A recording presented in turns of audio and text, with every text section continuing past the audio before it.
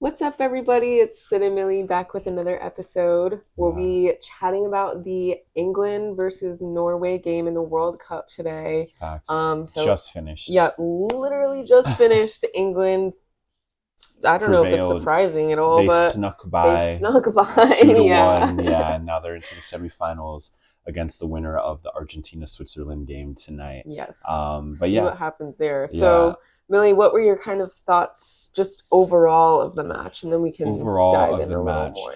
yeah. I mean, overall, I think England was obviously the favorite to win the game. They're one of the favorites for the tournament. They're ranked number 4 in the world, so their Wow. Okay. expectation is a little bit higher, I think, than Norway. Obviously, at their first World Cup, so I think Norway again can be extremely proud with their performance that they've had so far. I think they'd be a little bit disappointed today that they didn't take advantage of some of Thomas Tuchel's insane substitutions. Yeah, fair. But I think overall the team that we expected to win did inevitably win the game for sure. Yeah, Yeah. that's fair. That's a Hmm. fair takeaway. Yeah. Yeah.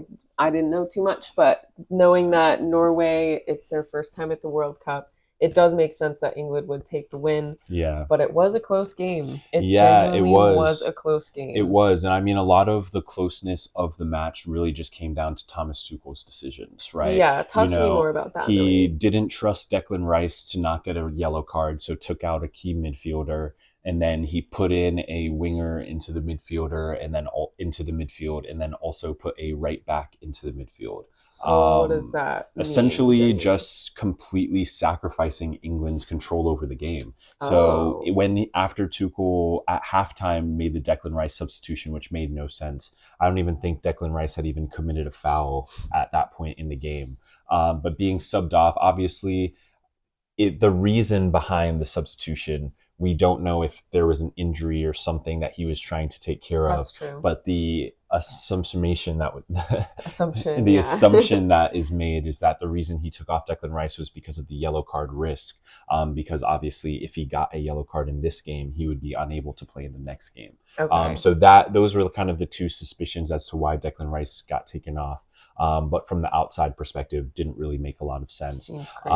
And then at that point, with Declan Rice going off, perfect time for Kobe Mainoo to step in, get his first minutes at the World Cup, and show the world what we all know he can do, Yeah. because he does it week in, week out for Manchester United. Instead of doing that, Thomas Tuchel again made the decision to put Reece James in the midfield. Yeah, just baffling coaching decisions. And essentially, those decisions led to Norway creating more chances. They had more of the ball, and they were actually pushing kind of late in the game. Wow. Yeah. And they were 13 to 14 shots. So Norway created a Wow. lot of opportunities, and I would say most of them happened once the midfield substitutions were made, because England lost Okay. complete control of the match. Damn. The first half of the game, England was completely dominant. They had the ball. They were knocking it around. They were, very comfortable in possession. They were doing a decent job of moving the Norway backline, but they weren't necessarily creating that final Okay. chance, Mm-hmm. And then Norway obviously got the go-ahead goal. Kind of a stunning shot from the left. Yes. Yeah, the winger. Yeah. That shot was It was crazy. unreal. Yeah, Hitting off the what the is it called? The post. Yeah, post yeah, and then yeah. just bouncing straight into the other corner of the goal. Yeah, so Wow. phenomenal finish What a from that winger. finish. He can be extremely proud with that Yeah, finish. It was unbelievable. absolutely. Yeah. And then, Norway scored again, but it was called back, pretty soft, honestly, in my opinion. The video assistant referee really needs to be able to analyze what's a dive, what's not a dive. True. Holland, he barely tapped the player, but the Anderson essentially set like a basketball pick. So he stood there planted with both legs down. Mm, So as soon as Holland like tapped touched him, he him, just fell had backwards. no like Um, balance. yeah. Got So it it. was obviously he tried to buy the foul, And it and it worked. worked. It So so worked. Norway got that goal taken back. But yeah, and then of course, as we mentioned a couple previous videos ago, the King of England, Jude Bellingham. Let me tell you what, the King of England is a black man, and he goes by the name of Jude. Dude. I'll tell you what, he has carried England through this entire tournament. He has the most goals for England, the most goals in open play for England. He has been Hmm. an absolute marvel at this World Cup. Jude Bellingham is the heart and soul of this English team. They Yes. better hope he does not have a single bad game this entire World Cup, because he is their guy. It's everything. All of it is Jude. Yeah. Off the goalkeeper mistake, the goalkeeper bobble, we saw the same thing in the Belgium game twice yesterday, Yeah. once with Courtois, once with Lemons, and now we're seeing again today. If a team is parking the bus and they have sat their entire defensive shape in front of their own goal, you have to shoot from distance. I've said it so many times throughout my our football reviews, so many times. If you want to draw the defensive lines out, you have to shoot from distance. Yes. And England did that. That was how Rodgers kind of, pseudo the second goal where they went ahead. It was a shot from distance in which, Jude Bellingham obviously was the first to react. But he also got, the first goal to tie it up, which again just highlights how important he is for England. England cannot function without Jude Bellingham. Yeah, true. But I think the key thing for England is Jude Bellingham is proving himself as the most dangerous attacking player at the tournament. So Thomas Tuchel, instead of shifting Jude Bellingham into a more defensive role in the midfield when you take Declan Rice out, that is the time to bring on a midfielder like Kobe Mainoo, who can thus allow Jude Bellingham to focus on his attacking responsibilities. Yep. It is just a no-brainer. So again, no clue what Thomas Tuchel is doing, making absolute crazy decisions. Free Kobe. Yeah, free Kobe as always. And the dangerous thing with the decisions that Thomas Tuchel is making right now is that when he makes these same decisions in later games against better teams, it will literally cost England the game. I'm telling you, Reece James in defensive mid, that will cost England the game against a better team. You're lucky it was Norway today, Thomas Tuchel, but if you continue making crazy decisions, you're going to get hurt for it. Like you will inevitably lose this World Cup for England with some of these substitutions, because it's just unacceptable. Unacceptable. Not when you have a player as good as Kobe Mainoo at your disposal, waiting to get an opportunity. It's mind blowing. And no Rashford today either. Yeah, no Rashford today either. But again, it showed, right? England had really only a handful of opportunities they created. Saka, once he came on, was brilliant. He created a couple of opportunities and was instrumental in the in the later stages of the match. So Saka played really well. Madueke, once again, Chelsea player, should not be playing. But I don't know if Thomas Tuchel coached him at Chelsea. I don't know if Thomas Tuchel was the reason Madueke moved to Chelsea. I don't know the history of them. Favorites. But yeah, Thomas Tuchel definitely has his favorites, and he's playing his favorites. And I hope that his favoritism is not to the detriment of the English national team. But we'll see. I just never understand that. Like, I can understand when you're playing like little kid ball, like the group stages, group stages, whatever. Like when coaches or managers have their favorites and that's all they play, and it's all just like political. But when you're on a stage like this, and you're just playing your favorites and not the best players on the team, I just don't get it. It's crazy. Don't get it. And to Kobe Mainoo, just know, mate, that you are clear of every single midfielder that's starting above you, barring maybe Jude Bellingham.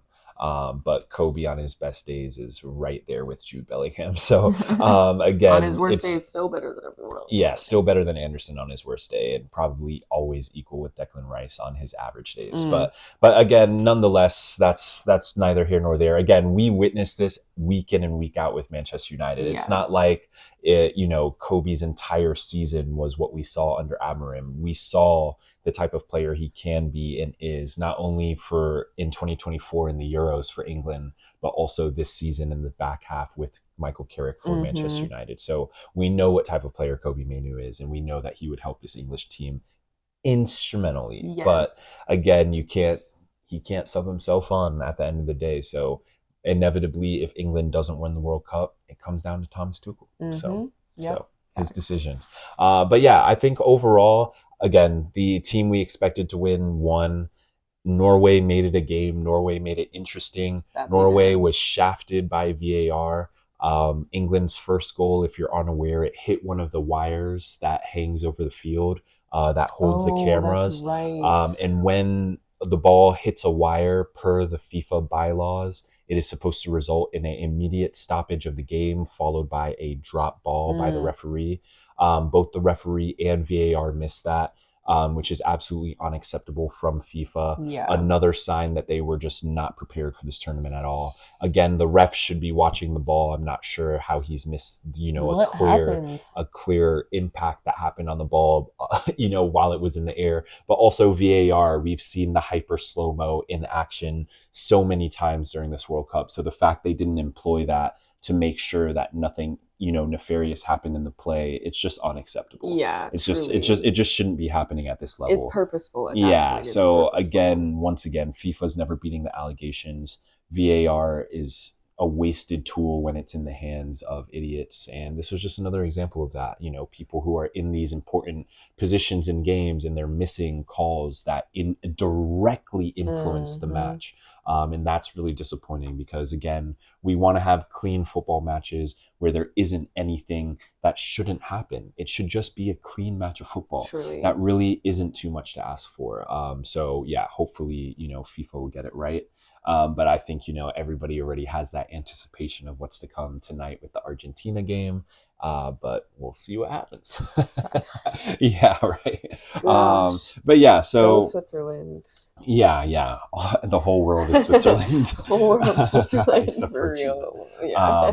But yeah, I think overall England will probably be satisfied with the result. They'll be satisfied that they got the win at the end of the day, and they're moving on to the next round. That's inevitably all that matters here. But the way they did it, it was not clean. It wasn't pretty. The football was sloppy, and they made a team that they should have played off the pitch really get into the game. And so, again, it highlights a little bit of weakness in the way that they play, that Norway was so involved in the match and created so many chances and had so many chances to score and had goals called back. So, all of those things, England needs to keep those things in mind. Because this wasn't as clear and cut of a win as they may make it seem. No, that's true. That's true. There was a lot happened really. Yeah. During the game. And, going to extra time, of course, they were down in Miami. It was, the feels like was 100 degrees. Of course, the weather in these sorts of situations are going to, wear down players. Definitely. Especially as we get into extra time in the 120 minutes, it's a lot of time. It's a lot. It's a lot of time. It's a lot. And I can't even well, the thing that people probably don't realize is like when you get to like around that minute, like 100, once you get above like 100 minutes, right, like your legs don't feel the same. I'm sure like marathon runners can relate to it, whatever, but for footy, there's a lot of short twitch movement, so it's a lot of your short twitch muscles that are like fired on all cylinders, but it essentially just feels like your legs are like twice as heavy. Wow. And then they have that soreness feeling of like a heavy lift day at the gym. They have that feeling, but every step you take, so they feel heavier and your legs feel sore every step you're taking. That is what it feels like to play a football match beyond 100 minutes. So just for people who haven't experienced it, like that's at least my recollection of playing in a game that goes up to 120 minutes. Your legs are cement. No thanks. It's awful. Cement. So yeah. I quit soccer as a very young person. Yeah. I couldn't do the running. That's crazy. So for the players to go that long in that type of heat, it definitely speaks volumes to the amount of fitness that's necessary. So true. It's serious. It's a serious amount of running. So certain guys for England like Spence, who were came on as a sub but was running so hard in the time he was on the pitch, it definitely makes a big difference. While on the topic of Spence, that penalty he tried to win was absolutely diabolical. That's who Spence is? Yeah. So diabolical, brother. You know what you were doing, lad. You cheeky lad. From like a first glance, you're like, that's definitely a pen. Gotta be a pen. But when they showed it and his leg goes... Yeah. And reaches around the guy. I was like, what are we doing? Come on, bro. What are we doing? Just keep going forward. I know. So much Take your shot, that was crazy. But that was funny. But honestly, that was the first time we've actually seen a VAR. Not the first time, but it was actually a good intervention by VAR to, rescind that call on the field because it was inaccurate. And that, again, once again, just highlights that there is really no excuse to be missing some of the calls they miss, because everything, they have the opportunity, all of these camera angles, all of these cameras everywhere on the field, everywhere. There's just no excuse to miss the ball hitting a wire, honestly. I just don't understand it. But yeah, I think we'll see what happens with England in the next round. Obviously, the expectation is that they're going to play against Argentina. But we hope they play Switzerland. We hope it's Switzerland. But if it is Argentina, Thomas Tuchel will have to make different decisions with his substitutions. Please. Yeah. Because that's just the reality. That's just the reality. But overall, England will be satisfied. And I think, as fans, it was an all right match of football. It wasn't anything too crazy. It wasn't end to end. There wasn't a ton of, maybe not a ton of like shots and creativity, but it was a decent match of football. And I think, like I said, England should be satisfied. So definitely. We'll see what happens in the later game tonight, coming up here in about an hour. We'll see you soon. But so those were our thoughts on the England versus Norway game. England squeaked by and knocked Norway out of the World Cup, and they move into the semi-finals, where they will face the winner of Sweden versus Switzerland versus Argentina. So we'll see what happens. So if you made it this far, thanks for watching. We'll see you next time. Peace. Bye.